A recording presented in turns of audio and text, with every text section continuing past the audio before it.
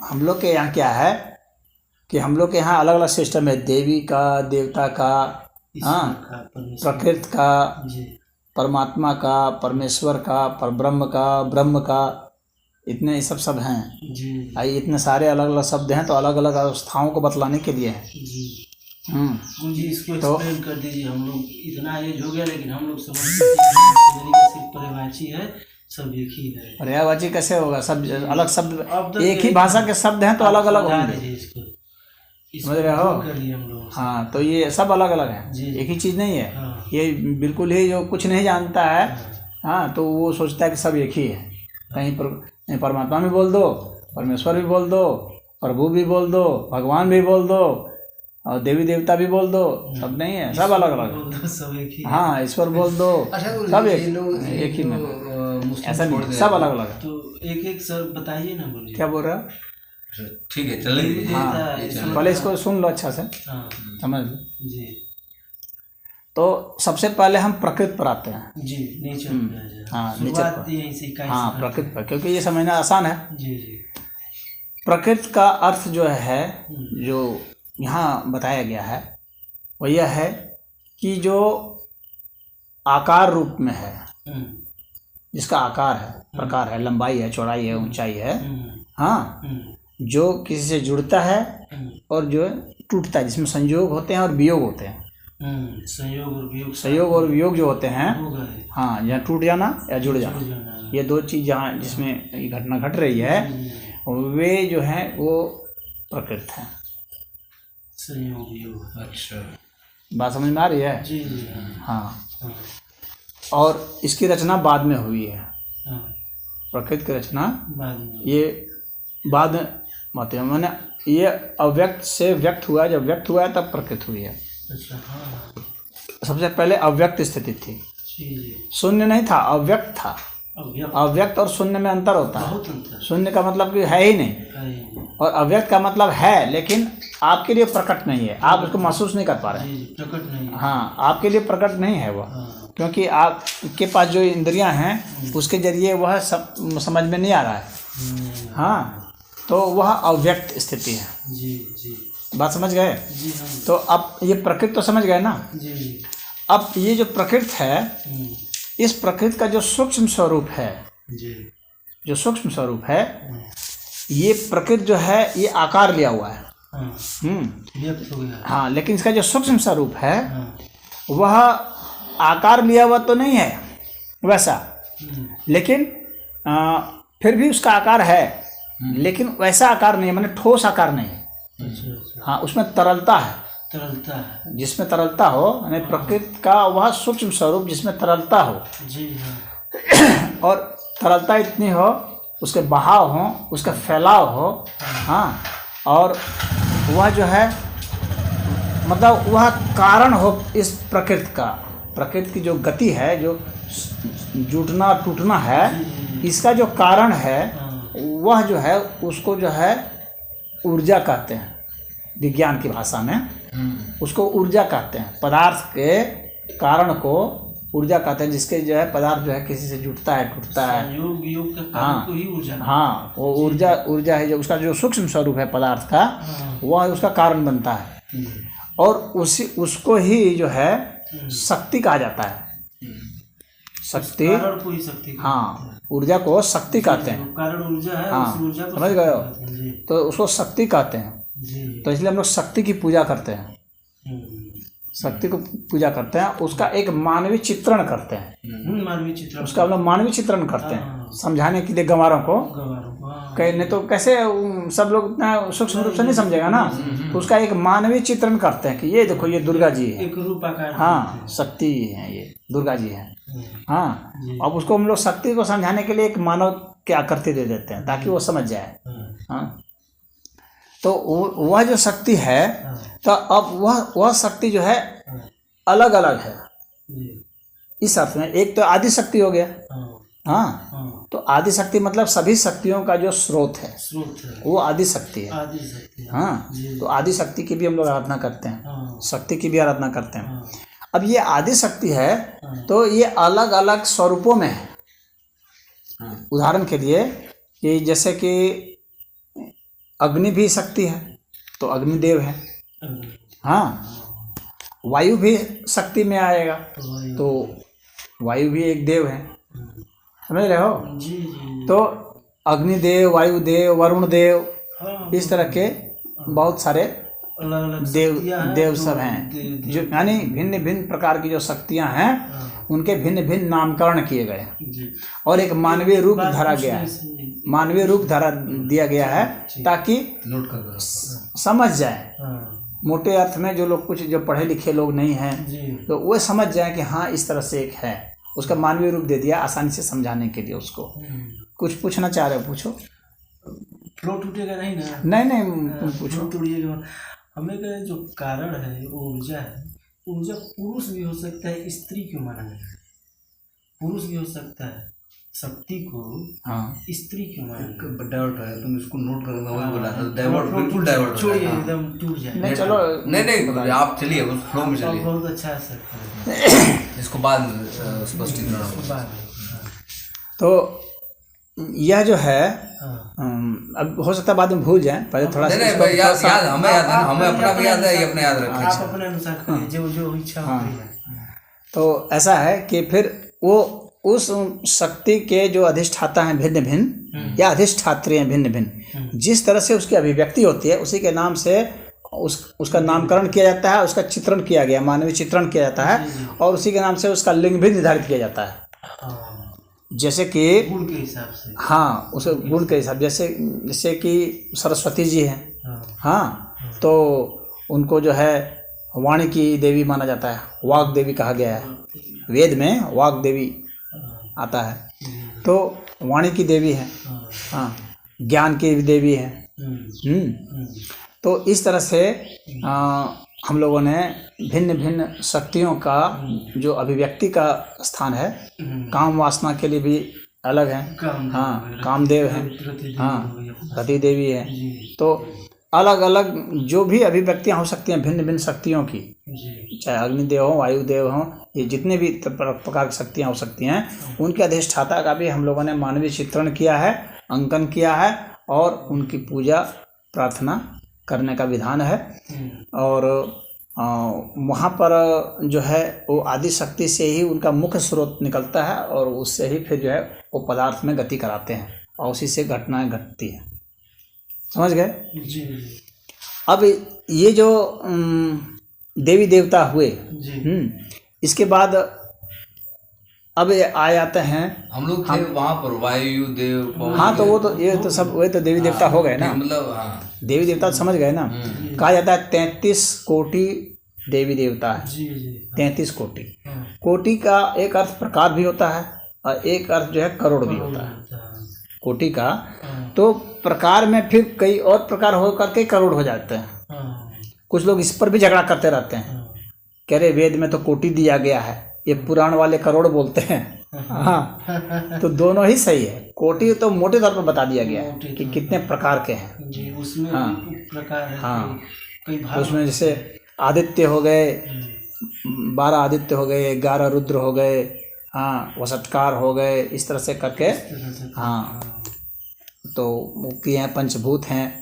तो इस तरह से करके वो 13 माने हैं। लेकिन उनमें से भी जो है भिन्न भिन्न जो है प्रकार हो जाते हैं। जैसे कि हम लोग ऊर्जा लिए तो भिन्न भिन्न अभिव्यक्तियाँ, जो हमें आँख की जो शक्ति है वो कान की शक्ति नहीं होगी, कान की शक्ति तो भिन्न होगी, आँख की शक्ति भिन्न होगी, सूंघने की शक्ति भिन्न होगी, बोलने की शक्ति भिन्न होगी, बोलने में भी भिन्न प्रकार के हो जाएंगे। मंच पर जो बोल रहा है, भाषण दे रहा है, उसकी शक्ति भिन्न है, मंच पर जो गा रहा है उसकी शक्ति भिन्न हो जाएगी। समझ रहे हो? तो अलग अलग शक्तियाँ होती चली जाएंगी ना, शक्तियों का प्रकटीकरण अलग अलग ढंग से होगा, वर्गीकृत किया। हाँ, उसको अलग अलग वर्ग किया जाएगा। दोनों को एक ही नहीं, समकक्ष नहीं रखा जा सकता है, वो सारे अलग अलग हैं।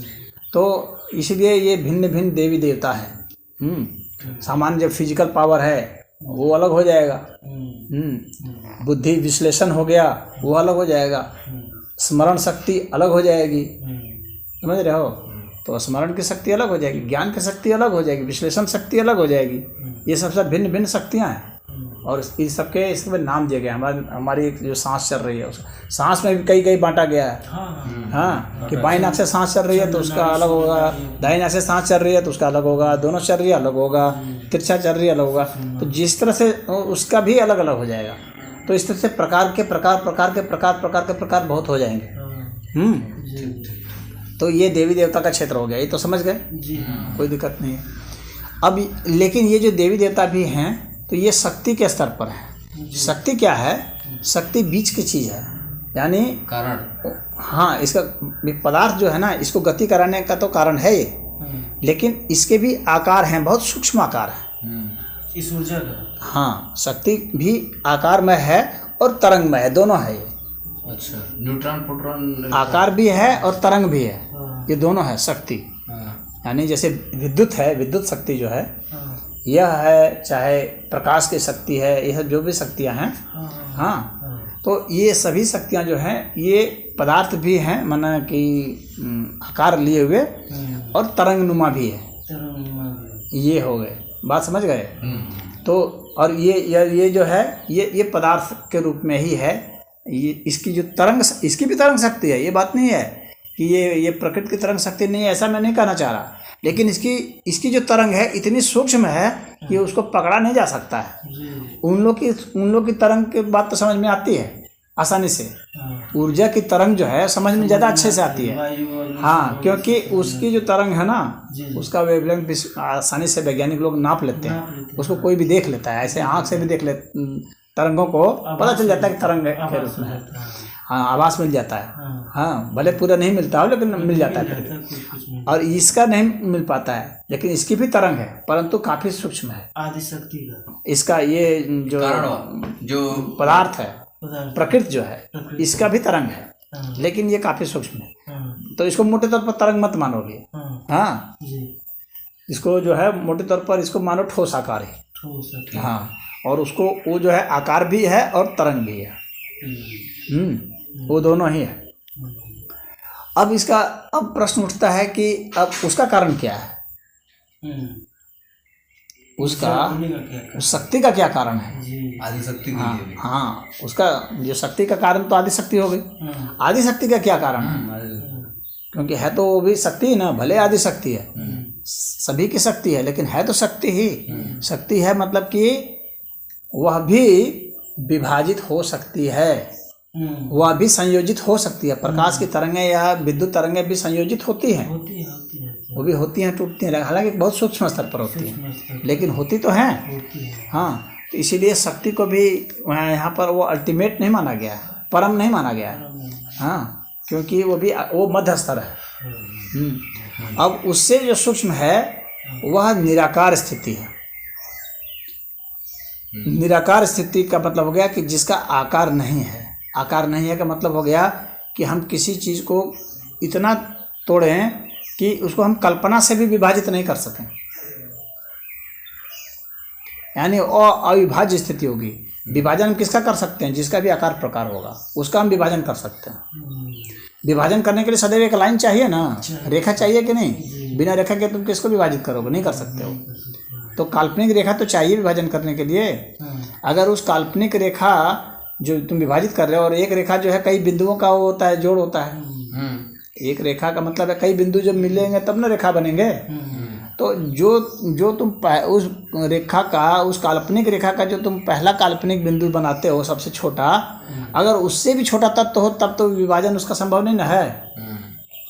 उसका विभाजन संभव नहीं है, बिंदु का विभाजन क्योंकि उतना सूक्ष्म हो चुका है कि उसका विभाजन ही संभव नहीं है। विभाजन के लिए जो रेखा चाहिए, सूक्ष्म से सूक्ष्म रेखा, उससे भी सूक्ष्म हो गया वो, तब वह निराकार हो गया। उसी को निराकार माना जाएगा।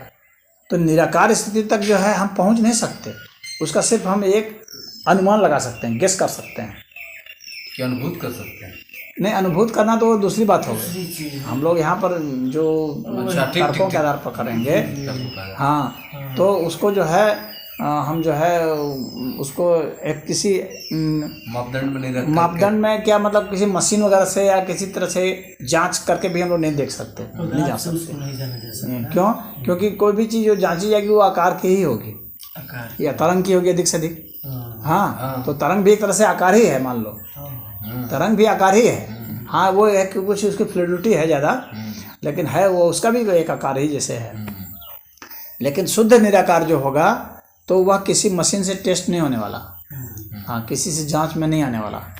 तो वह जो सबसे सूक्ष्म बिंदु हो गया जिसका आकार नहीं रह गया, वो निराकार तत्व जो है, तो निराकार तत्व जो हो गया उसी को ही आत्म तत्व कहते हैं। आत्म तत्व कहते हैं। आत्मा को न विभाजित किया जा सकता है, न सड़ता है, न गलता है। गीता में अगर देखोगे तो अब आत्मा के ऊपर फिर बहुत लंबा चौड़ा हो जाएगा, क्योंकि आत्मा के कई स्तर हैं। हाँ देह आत्मा भी है, महान आत्मा भी है, विराट आत्मा भी है, बहुत है। लेकिन हम वहाँ निराकार दिव्य आत्मा की बात कर रहे हैं। हम उस निराकार तत्व दिव्य तत्व की बात कर रहे हैं, दिव्य आत्मा की बात कर रहे हैं। तो आत्म तत्व, तो वह आत्म तत्व हो गया, जो कि एक मतलब जो मान लो सबसे छोटा जो तुम्हारे पास बिंदु था उससे भी छोटा वो जो बिंदु है वह हो गया। बात समझ गए? यानी कोई एक चीज़ तुम लिए, उसका वो काटते काटते काटते तोड़ते तोड़ते जो सबसे सूक्ष्म में गए, उसका जो सबसे सूक्ष्म हो गया वह हो गया आत्म तत्व हो गया। अब जितने भी भौतिक पदार्थ हैं और जितनी ऊर्जा है, इन सबका एक साथ सूक्ष्म तत्व लिया जाए, इन सबका एक साथ सूक्ष्म तत्व लिया जाए, और इनके अलावा भी जो और सूक्ष्म तत्व उसमें होंगे जो कि नहीं प्रकट हुए हैं भौतिक रूप में, जो आकार रूप में प्रकट नहीं हुए, और इनका जो सूक्ष्म रूप हो गया वो सारे मिल करके परमात्मा कहलाते हैं। एक बार और बता दीजिए। समझ में आया? नहीं आया? कनेक्ट नहीं कर पाए। अच्छा, ये देखो जितने भी प्रकृति में जितने भी तत्व हैं, जी जी आत्म तत्व, प्रकृति में जितने भी तत्व हैं, ऊर्जा के जितने भी तत्व तुम समझ गए, उन सबका सूक्ष्म तत्व देखो जो कि मतलब निराकार है। इन सभी का जो निराकार है, यानी इस लोटे का भी जो निराकार होगा, इसका भी जो निराकार है, हमारा भी जो निराकार है, इसका भी, सबका जो निराकार हो गया। अच्छा। हाँ उसको सबको एक साथ अगर कहना हो, सबको मिला करके सामूहिक रूप से, तो उसको परमात्मा कहेंगे। ठीक ठीक। यानी परमात्मा जो है सदैव निराकार होगा, परमात्मा आकार वाला नहीं होगा। कहने का मतलब ये है परमात्मा सदैव निराकार तत्व है। मतलब बोलने के लिए सामूहिक रूप से बोले तो परमात्मा बोलेंगे, सामूहिक रूप से निराकार बोलना होगा। हाँ निराकार बोलना होगा तो सामूहिक रूप से निराकार बोलना होगा तो परमात्मा बोलेंगे। और ईश्वर, बात समझ गए? जी जी बात समझ गए ना? आपको इसमें वो दिक्कत। और किसी एक चीज का सबसे सूक्ष्म कहना हो तो उसको आत्मा कहेंगे। आत्मा। ओके, आत्मा। एक चीज, किसी एक चीज का हमको सबसे सूक्ष्म तत्व कहना हो तो आत्मा कहेंगे, और सबका मिला करके सूक्ष्म हमको कहना होगा निराकार, तो उसको परमात्मा कहेंगे। समझ में आ गई ना? आत्मा परमात्मा का बहुत अच्छा। हाँ, तो आत्मा एक तरह से अंश हो गया परमात्मा का, क्योंकि वो उसी का जैसा एक है। हाँ, लेकिन ये एक है, मान लो हम एक संख्या में तुमको समझाने के लिए कह रहे हैं, तो वहाँ तो संख्या ऐसी नहीं रहेगी। अब इसके बाद आता है कि जिस तरह से हम इसको तोड़ते चले गए थे और निराकार में पहुँचे थे, इसी तरह से अगर हम जोड़ते चले जाएं, जोड़ते हुए चले जाएं, क्योंकि जोड़ते जाएंगे भी तो फिर बड़ा से बड़ा बन जाएगा। पृथ्वी बन गई, सौर मंडल बन गया, आकाश गंगा हो गया, हाँ, और इस तरह से ब्रह्मांड बन गया, सब ब्रह्मांड। तो ये कहाँ तक जाएगा? अगर इसका अगर देखा जाए विस्तार, तो ये कहाँ तक जाएगा? तो ये भी वहीं तक जा सकता है ना जहाँ हम अधिकतम जो है रेखा खींच सकते हैं, अधिकतम बड़ा रेखा खींच सकते हैं। काल्पनिक रेखा जो हमारी सबसे बड़ी से बड़ी होगी, जो बड़ी से बड़ी तुम सोच रखते हो कितना बड़ा, उससे भी बाकी जो बच जाता है जहाँ तुम सोच भी नहीं पा रहे हो। जितनी लंबी रेखा तुमको खींचनी थी खींच दिए, उससे ज़्यादा लंबी रेखा तुम खींच ही नहीं सकते हो। उसके बाद भी जो बड़ा आकार बच गया, समझ रहे हो? यानी वो इतना बृहत हो गया, बहुत बड़ा बच गया, तो उसको ईश्वर कहते हैं। हाँ, तो ईश्वर जो है इस प्रकृति से परे हो गया, यानी बड़ा हो गया। बात समझ रहे हो? प्रकृति तो है कि जहाँ जोड़ तोड़ हो रहा है, लेकिन जोड़ तोड़ उसी का ना होगा जिसकी एक सीमा होगी। सीमा में ही तो जोड़ तोड़ होगा। ईश्वर में प्रकृति है। हाँ, तो ईश्वर में प्रकृति है, परमात्मा सब में है, सब में है, और ईश्वर में सब है। ईश्वर में सब है। बात समझ में आ रही है ना? ईश्वर इतना बड़ा हो गया कि उसके तहत सब आ जाएंगे। जी, और हाँ, वो इतना बड़ा हो गया। और बात समझ गए? तो ईश्वर जो है, तो वह हो गया कि इस प्रकृति का जो सबसे बड़ा से बड़ा जो तुम सोच सकते हो उससे भी बड़ा जो बच जाता है, तो वह जो है ईश्वर है। ये दोनों समाहित हो गए, आत्मा और परमात्मा। तो आत्मा समझ गए, परमात्मा समझ गए, प्रकृति समझ गए और ईश्वर समझ गए। हाँ, परमेश्वर। अब परमेश्वर देखो, अब ये जो ईश्वर है वह और ये प्रकृति, अच्छा, इन दोनों को अगर मिला दिया जाए तो ये परमेश्वर कहलाता है। अच्छा, यानी ये प्रकृति और ईश्वर को एक साथ अगर कहना हो तो उसको परमेश्वर कहेंगे। समुच्चय हो गया। बात समझ में आ रही है? हाँ। और अगर हमको वो कहना हो इसको और इसको, मतलब कि ईश्वर को, प्रकृति को और परमात्मा को, इन तीनों को अगर एक साथ लेना हो, हाँ, इन तीनों को एक साथ लेना हो तो उसको कहेंगे पर ब्रह्म। हाँ, वो सबसे बड़ी इकाई है, सबसे बड़ी इकाई है। हाँ, पर ब्रह्म, समझ गए? तो कभी कभी उसको पर ब्रह्म परमेश्वर भी बोल देते हैं। तो वह सबसे बड़ी इकाई है, पर ब्रह्म परमेश्वर। बात समझ में आ गई? ब्रह्म ईश्वर है। तो परमेश्वर और पर ब्रह्म समझ गए। तीन चीजों को अब इसके बाद ब्रह्म की बात समझ लो। हाँ, हाँ, तीन चीज, क्या चीज था गुरु जी? प्रकृति, हाँ, शक्ति, नहीं, प्रकृति बताए, फिर शक्ति बताए, नहीं, परम ब्रह्म, आत्मा बताए, हाँ, परमात्मा बताए, ईश्वर बताए, परमेश्वर बताए, फिर परब्रह्म। किन तीन चीजों को सामूहिक रूप से परम ब्रह्म कहेंगे? परब्रह्म कहेंगे, उसमें सब शामिल हो जाएंगे, ईश्वर भी शामिल हो जाएंगे। हाँ, प्रकृति भी शामिल हो गई, अच्छा, परमात्मा, शक्ति भी शामिल हो गए, परमात्मा भी शामिल हो गए। हाँ, वो सबसे बड़ी इकाई हो गई। ठीक। और वह जो है वह कितना, वह अनंत है। वो अनंत हो गया। वो अनंत किस में हो गया? वो विराटता में भी अनंत हो गया और सूक्ष्मता में भी अनंत हो गया। और परमात्मा भी अनंत है, किस में है? सूक्ष्मता में अनंत है। और ईश्वर परमेश्वर में, बृहद में ईश्वर है, और हाँ, अब बृहद में अनंत हो गए ईश्वर। और प्रकृति परमेश्वर। और पर ब्रह्म जो है ना, वो जो है सब में अनंत हो गए। वास्तविक अनंत वही हो गए। पर ब्रह्म परमेश्वर जो है वो अनंत हो गए।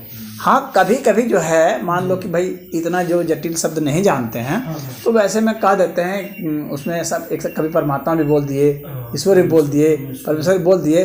लेकिन सही शब्दावली वेद के हिसाब से अगर कहा जाएगा तो वो पर ब्रह्म होगा, वो होगा सही शब्दावली। एक एक शब्दावली पर अगर बात होगी तब तो ये एक ही चीज़ नहीं है, ठीक है, काफ़ी अंतर है। लेकिन इसके बहुत बारीक अंतर है, इसका ज्ञान सबको नहीं होता है। हाँ, ब्रह्म वाला गुरु जी, ब्रह्म। अच्छा, ब्रह्म जो है, ब्रह्म जो है ना, तो वो ये कहा जाता है कि ब्रह्म का वास्तविक अर्थ होता है फैलना। अच्छा, जो तरलता है। ब्रह्म का मतलब फैलना, बड़ा होना, बड़ा होते जाना। ठीक है। तो अब उसमें जो है क्या है कि एक ये कहा जाता है कि ये सगुण ब्रह्म है, निर्गुण ब्रह्म है, ये कहा जाता है। यानी गुण सहित जो ब्रह्म है उसको कहा जाता है सगुण ब्रह्म, और गुण रहित, हाँ, गुणों से परे जो ब्रह्म है उसको निर्गुण ब्रह्म कहा जाता है। हाँ, तो वो सगुण ब्रह्म निर्गुण ब्रह्म हो गया, उसको इस तरह से बांट देते हैं। यानी परमात्मा को जो है निर्गुण ब्रह्म कहेंगे, और सगुण जो है ईश्वर को कहेंगे। ईश्वर को सगुण ब्रह्म कहेंगे, बृहदपन है। हाँ, तो वो सगुण ब्रह्म वाले हो जाएंगे। हाँ, ठीक। तो वो प्रकृति सहित जब होगा तो अब उसको हम लोग कहते हैं कि सगुण ब्रह्म हो गया। निर्गुण आत्मा परमात्मा। हाँ, निर्गुण हो गया तो परमात्मा हो जाएंगे।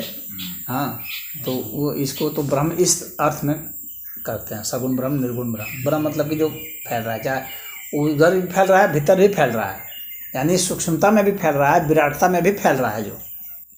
हाँ, तो ब्रह्म वो हो गया जो वो फैलता ही फैलता जा रहा है। तो वो ब्रह्म हो गया।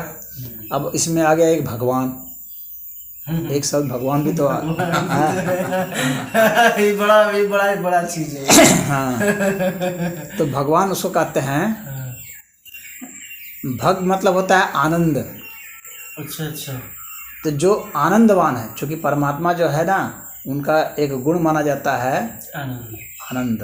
हाँ, तो वो परम आनंद है। हाँ।